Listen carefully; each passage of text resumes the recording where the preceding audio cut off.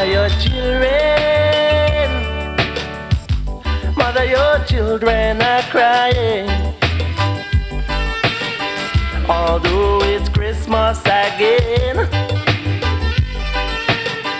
ain't got no reason to be happy when all they feel now is pain. 'Cause in Soweto, there's no Santa Claus. The only Christmas present is oppressive laws. Christmas present is oppressive laws.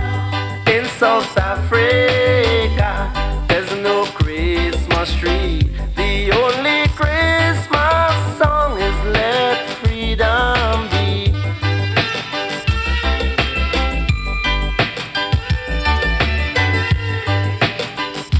Yeah, the children's cry.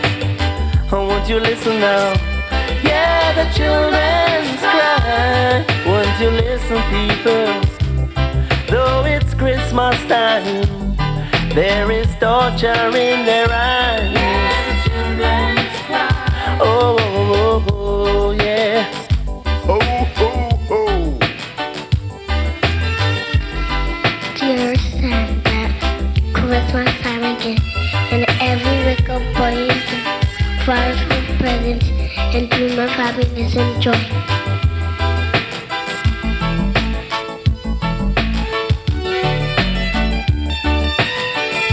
Dear God, bless the children who are homeless and hungry. Show them that they are not forgotten and someone cares. This God is my Christmas wish.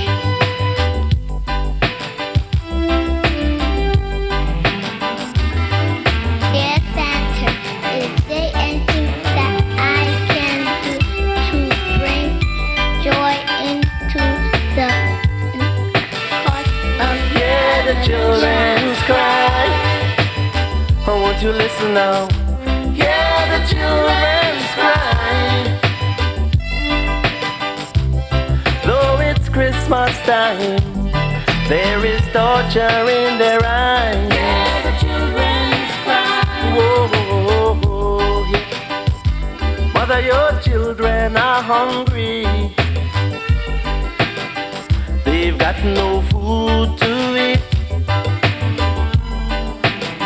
No Christmas pudding, no cake and wine. They can't afford such a treat. For some children, believe me, there's no Santa Claus. The only gift is hunger and political wars. Gift is hunger and political wars. They've got no stockings to hang, no presents to unfold. 'Cause their stomachs are empty and their feet are cold.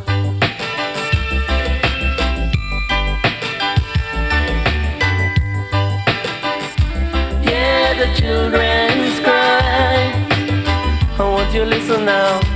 Yeah, the children's cry. Listen, people, though it's Christmas time, there is torture in your eyes. Yeah, the children's cry. Oh, oh, oh. With such a magnificent presence, it's always a pleasure to look at the Flying Turkey perform. Please hear the children cry, the title of his Christmas ditty for Christmas 1991. And Flying Turkey, let me say welcome to CultureShare. Thanks. I remember it's like 3 years ago. We were in the studio together, as a matter of fact, and you were working on that song. Right, yeah. You had it all going, you think that the timing was right, then all of a sudden you decided to wait. Right.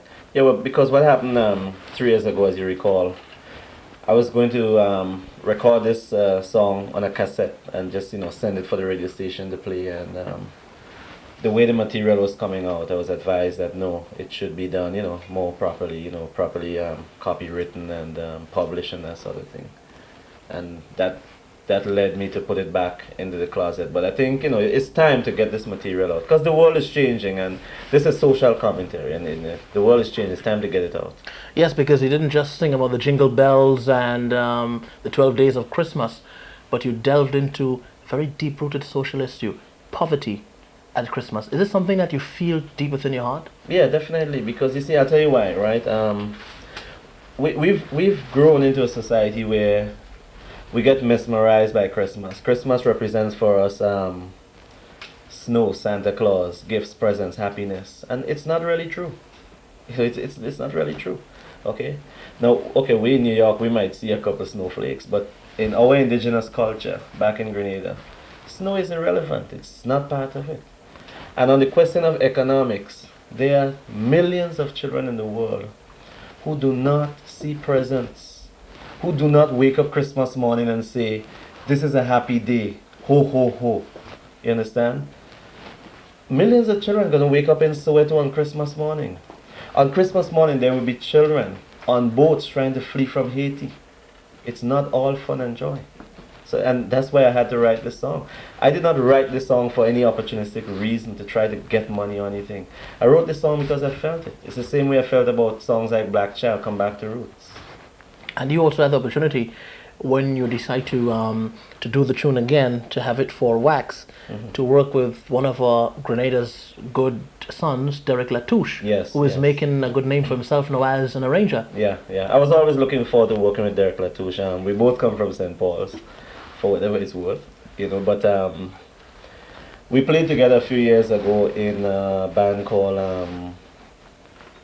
Unlimited Brass. Okay, as a matter of fact, they accompanied me in Queens Park in 19 something. but I always wanted to work with Latouche again, and you know, I just like people to know that he's doing a fine job. I feel really comfortable working with him. I have to give some credit also to Ajamo on this particular record, because the bass line on this particular record was developed by Ajamo, and that was 3 years ago. Unfortunately, when I decided to go to studio, either I couldn't find him, he wasn't around, whatever. The logistics, you know, didn't really quite work out. But I think it's only right and proper that he gets some credit for the bass line on this particular song. This is a very good statement you're making, because what you're telling us now, that, I mean, you look at Calypsonians, you look at Grenada artists singing Calypso reggae, and sometimes the people tend to look at the artists as a force that's competing against each other. But now you're talking about the other artists coming together and aiding in the production of such a beautiful product. Do you think that augurs well for the furtherance of the culture? It does, you know. As a matter of fact, last August I was in Grenada. I did an interview with Radio Grenada. And one of the points I was making is that whereas, okay, the competition is all well and good, you know. Competition is good. But people have to understand that competition serves a particular purpose, and beyond the competition itself, there's no need for artists to think of themselves as being at war. Let me tell you another reason why. We as Grenada, we're right now on the leading edge of projecting a new front.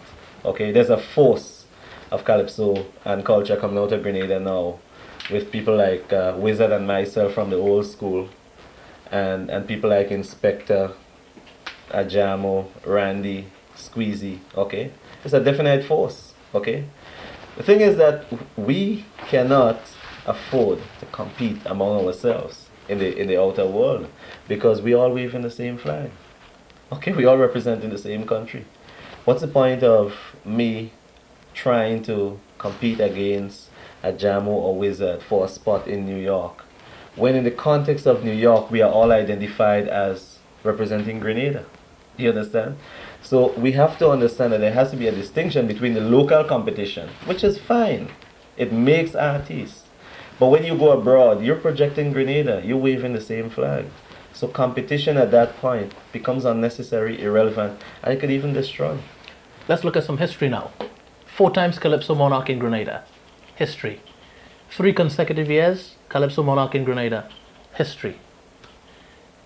Ajamo has equaled the record of winning 4 times, even though he did not do it 3 consecutive times winning. The big talk is, would Flying Turkey be coming to Grenada next year to ensure that he makes it 5 for himself and that Ajamo keeps it at 4? Well, let's put it this way. What month be in December, right? Mm-hmm. Competition be in August. Anything could happen. Anything could happen. But I'm open-minded about it. I'm not going to say here and now that I'm not going to compete. At the same time, I'm not going to confirm any speculation that I'm going to compete. But let me put it this way. I'm thinking about it, you know. The big issue here is not so much my willingness to compete, because I'm not really afraid. You know, it's not a problem for me to go into competition. The big problem here is one of logistics. I have to take into consideration, you know, my own program here with school, family, and all that, you know. And if I could get these things in line by a certain time, I may well declare that I may want to re-enter the competition. Not for any particular financial gain or anything, but in a sense, the public has a right to request that I go back into competition, because after all, people make their artists, you know. I mean, the public supports us, and the public, I guess, have a right. If there's a strong enough referendum and so forth, then maybe. I understand that you even have nightmares of a jammo. Nah. How true is that? Nah, not. No. Wait. Let me. Okay. Let me clarify that. This is with all due respect to Ajamo. He's good. So you know, the snide remark is not meant to say that Ajamo is less than what he is. But my confidence is 101%. I know what I'm capable of. It does not worry me to go into a competition. I admit that the artists in Grenada, they're very good. They have developed. That just makes it more interesting, because you see, I do a lot of songs now. They're not meant for competition. If I had to go to competition tomorrow, I know what I would be writing. I know what I would be singing. I know the approach that I would be taking. You know, it's all in the closet. It's a matter of taking it out. Flying Turkey, let me say thank you very much for being on CultureShare. It was great having you. And let me say to keep on doing what you're doing. You're doing a great job for Grenada and for the Caribbean, because I know that you're always on tour spreading the good musical word around. Keep it up, Turkey, and don't stop. And if we see you in Grenada next year competing on that stage, I think it'll be one of the greatest historical moments ever in the history of Grenada's Calypso competition. But maybe it's in the embryonic stages still. But all the best and have a great time. Thank you. Okay, Don, that's it for the Flying Turkey, and it's back to you.